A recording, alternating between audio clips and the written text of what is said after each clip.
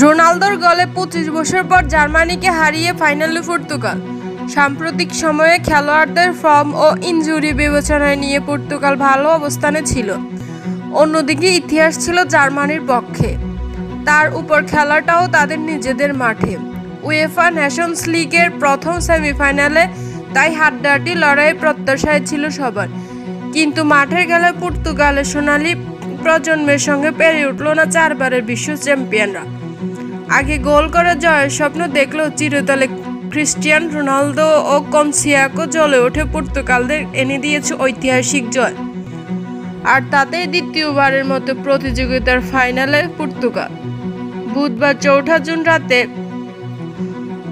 UEFA Nations লিগের প্রথম সেমিফাইনালে স্বাগতিক জার্মানিকে ২-১ গোলে হারিয়েছে পর্তুগাল।